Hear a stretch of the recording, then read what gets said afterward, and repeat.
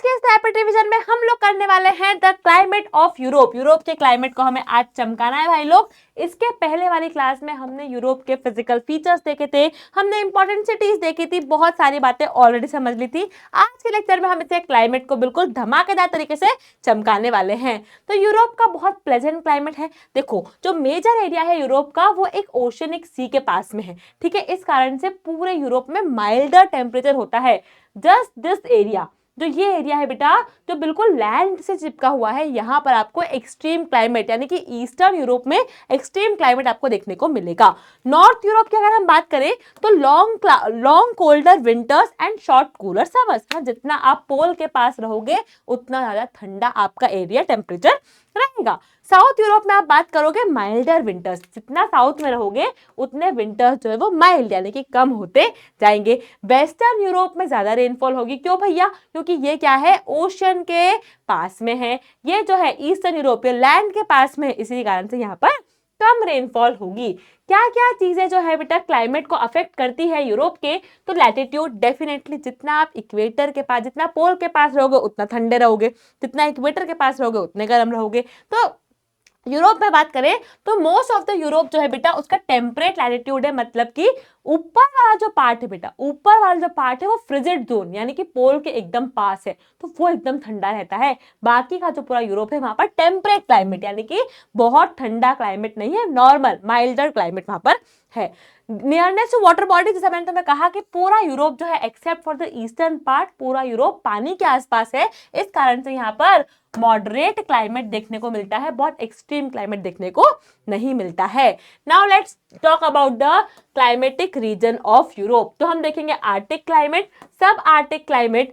यहाँ आपको पूरा मैप दिख जाएगा बेटा कि जो पिंक, जो ये वाला हमारा ग्रेइश रीजन है, this region is the arctic climate. Then we have this region थोड़ा नीचे, that is sub Arctic climate. फिर हमारे पास है central European climate. Then we have maritime climate. Then we have Mediterranean climate, this region जो Mediterranean sea के आसपास है दैट इज मेडिटेरेनियन क्लाइमेट। फिर हम बात करें ईस्टर्न यूरोप की, तो यहाँ पर we have eastern European climate and desert climate. Then हमारे पास उसके बाद है, सबसे पहले बात करते हैं बेटा आर्टिक क्लाइमेट की, जो बहुत ऊपर है ना, जो एकदम नॉर्थ में, जहां पर आपको बहुत ठंड लगेगी। For the countries Norway, Sweden, Finland and Russia. Long cold winters and short cool summers ना, यहाँ पर स्नोफॉल भी आपको, इवन ब्लिजर्ड्स है ना, आपको बिल्कुल हवा जो है वो बिल्कुल स्नोई, एकदम ठंडी हवा यहाँ देखने को मिलेगी, because it is at the top, एकदम टॉप पर है, बिल्कुल हमारे पोल के पास में है। फिर उसके थोड़ा नीचे है ना, आर्टिक के नीचे this region, this is the sub Arctic climate. यहाँ पर क्या है बेटा, this is south of Arctic Circle. Summer थोड़े गर्म है, हल्के से है ना, ऊपर के कंपैरिजन में हल्के समर गर्म है, बाकी यहाँ पर भी ठंड बराबर से पड़ती है।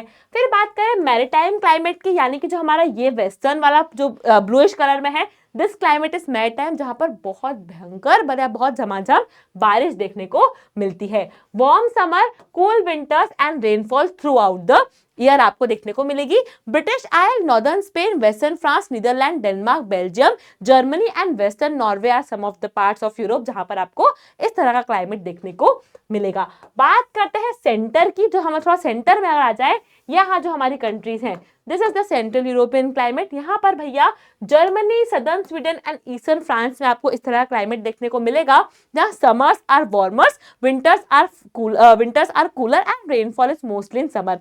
जितना आप लैंड के अंदर आओगे ना, टेम्परेचर आपको थोड़ा माइल्डर होता हुआ दिखेगा, तो भैया थोड़ा ठंड पड़ रही है, थोड़ी गर्मी पड़ रही है, बारिश भी थोड़ी थोड़ी हो रही है ना, एक्सट्रीम कुछ नहीं है, ठीक है। तो summers are warmer, winters are cooler and rainfall is mostly in summers only. ठीक, this are the central European countries जहां पर हमें ये वाला क्लाइमेट देखने को मिलेगा।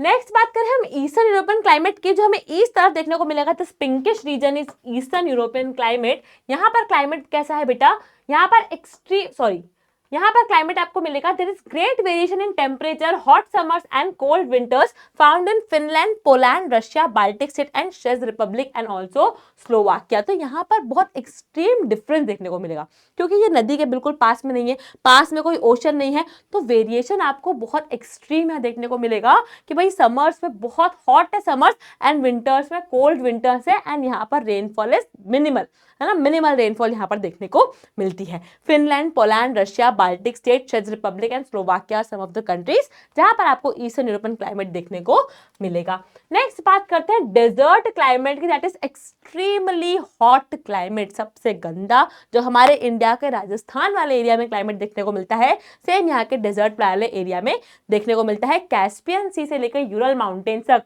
पूरा climate is the desert climate, that is a very hot climate. Last climate is Mediterranean climate, जो मेडिटेरियन सी के आसपास है। मैप पे अगर मैं दिखाऊंगा तो this is the Mediterranean climate, जो इस रीजन में हमें वो देखने को मिलेगा। क्या फीचर्स हैं इस क्लाइमेट के बेटा, सॉरी क्या फीचर्स हैं? Warm dry summer, cool wet winters, ठीक है। वार्म समर है, ड्राई समर है, समर्स में इतनी बारिश नहीं होगी, बट आप देखोगे अगर विंटर्स, तो विंटर्स में आपको हल्की सी बारिश देखने को मिल जाएगी, कूल वेट विंटर्स देखने को मिल जाएंगे।